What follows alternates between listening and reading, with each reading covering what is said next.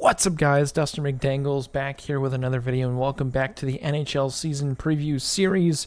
And in this episode today, we're going to be going ahead and covering the Carolina Hurricanes, how they finished up last year with team stats, individual stats, as well as take a look at their contracts and talk about them this upcoming season and predict what I think that they will do. But before we get into it today, guys, if you are new to the channel, be sure to hit that subscribe button. It is completely free, does not cost you a single penny. Tell your friends, tell 5 friends, hit that subscribe button. We are growing like crazy, and it is thanks to you guys.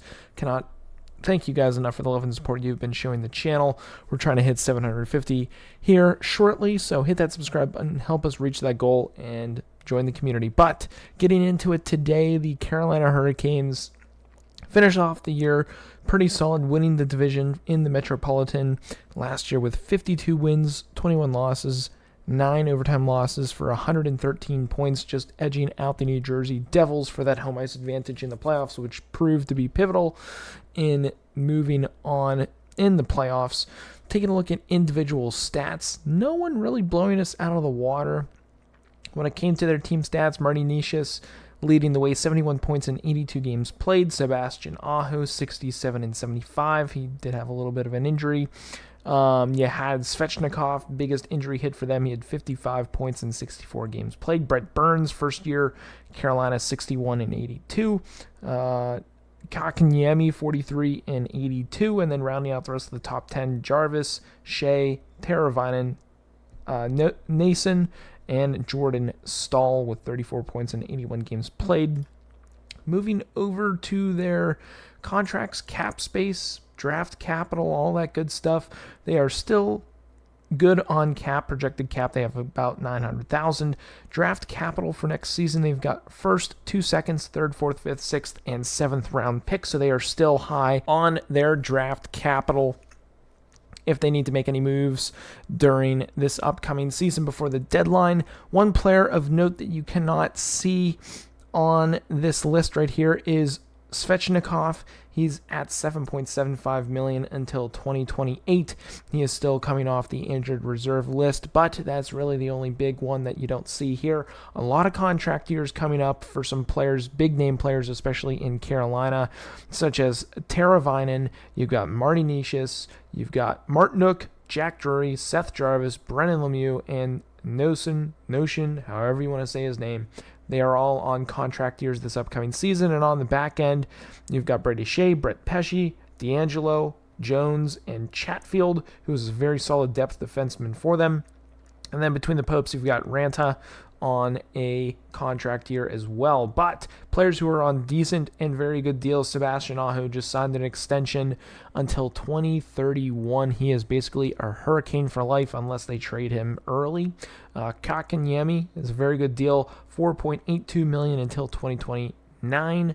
You've got Michael Bunting signed a 3-year deal with the Carolina Hurricanes for $4.5 million, a nice little bridge deal for him.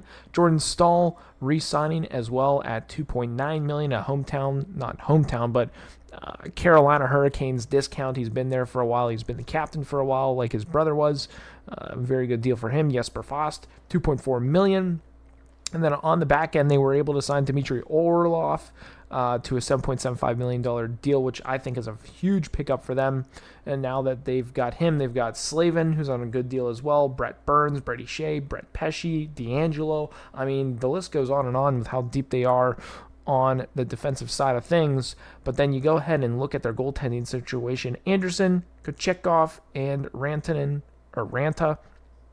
Honestly, very, very deep team the Carolina Hurricanes are, and honestly, I don't expect them to go anywhere when it comes to the push for the playoffs. I expect them to be up there again this upcoming season. I guess getting now into my official prediction for the Carolina Hurricanes.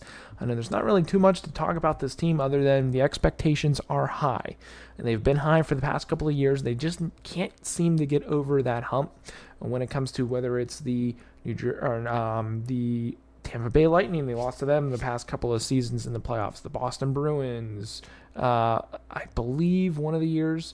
Islanders, I know they beat them last year, but they got pounded by the Florida Panthers, and I just honestly didn't see that one coming. And I suppose their coach, Rob Brind'Amour, said it wasn't a sweep, but they got swept. So I don't really know how that is supposed to work, but they just didn't show up in the conference finals. I don't know what it was with injuries or game plan or whatever it is. They just were not ready. They looked like they hadn't been in the first 2 rounds in the playoffs.